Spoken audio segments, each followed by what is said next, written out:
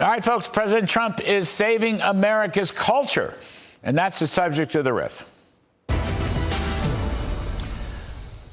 Today's day 5 of Donald Trump's new presidency, and he's already completely transformed American economics, trade policies, the entire federal bureaucracy, energy, and one that shouldn't be left out, the culture.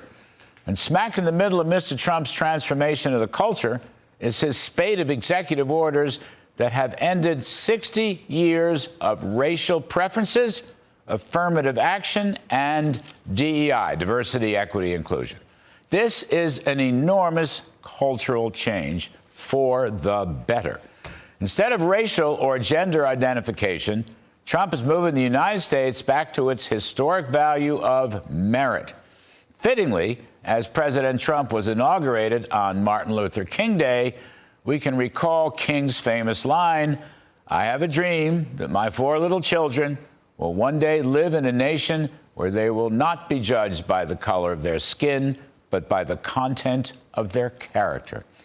For 6 decades, the Democratic Party has told Americans in schools and colleges, workplaces, federal and state bureaucracies, and elsewhere that the color of our skin or our gender is more important than the godly virtues of work and achievement. America was founded on work and achievement. Democrats, increasingly dominant socialists and their left wing, have tried to erase the founding values and instead insert their own woke version of both history and daily life. Mr. Trump has erased the socialist vision and restored the vision of our founders.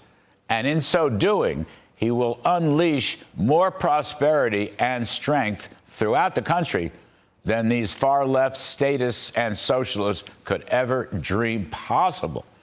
And by the way, as racial preferences and affirmative action morphed their way into DEI, which then became the progenitor of the new left-wing sponsored anti-Semitism, President Trump's signatures on executive orders on his very first day in office includes a provision that elite universities who fail to rid themselves of the scourge of DEI will lose all their federal grants. Ivy League, beware. Why do I suspect that the elite schools will try to hang on to DEI under whatever subterfuge they can create? And already we have seen virtually no progress by these schools to eliminate the scourge of anti-Semitism. And while I'm at it, there's one more area of the culture that Mr. Trump is transforming, and that is religion. In his inaugural speech, he said, "I was saved by God to make America great again." And he had more clergy during his inauguration than any other president I can recall, even if one of them was nutty enough to actually attack him in the traditional National Cathedral prayer service. But Trump has talked about God before, not only in the context of surviving an assassin's bullet, but if you go back and look at his speeches down through the years, you'll see the word God quite a bit, and you'll see a related word, righteous. The contrast with the far left couldn't be greater. Socialists, communists, always godless. Their higher power is the state or government.